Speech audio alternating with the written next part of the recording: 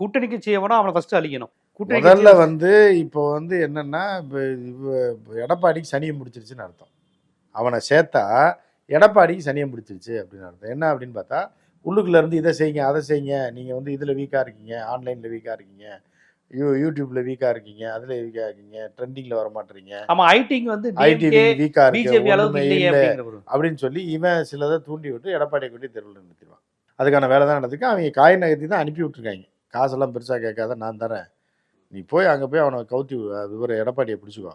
அவரை பிடிச்சி என்னென்னா பேசி மண்டையை கழுவி பிஜேபி ஒரு சர்வே பண்ணோம், பிஜேபியோட நீங்கள் சேர்ந்தால் மட்டும்தான் நீங்கள் ஜெயிக்க முடியும், இல்லைன்னா உங்களுக்கு வாழ்க்கையே இல்லைன்னு சொல்லு. மறைமுகமாக லைட்டாக நீ உள்ளே குத்தி இப்படி கொண்டு வா.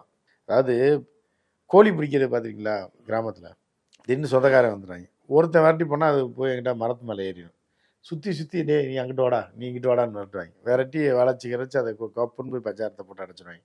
அப்படி தான் ஒரு பக்கம் வந்து பிரசாந்த் கிஷோரை அதிமுக கோழியை எடப்பாடின்ற கோழியை விரட்டுறாங்க, இந்த பக்கம் விரட்டுற அந்த பக்கம் விஜயை வச்சு விரட்டுவாங்க. அப்படி இப்படின்னு விரட்டி இரட்டி பஞ்சாரத்தை போட்டு அடைக்கலான்றது தான் என்னோட பிளான். ஆனால் எடப்பாடி அதுக்கு மயங்க மாட்டார் அப்படின்ற மாதிரி இருக்கலாம். இருந்தாலும் இத்தனை பேர் சேர்ந்து மண்டையை கழுவி காலி பண்ணி விட்டாங்கன்னா என்ன பண்ணுறது எடப்பாடி, பாவம்ல.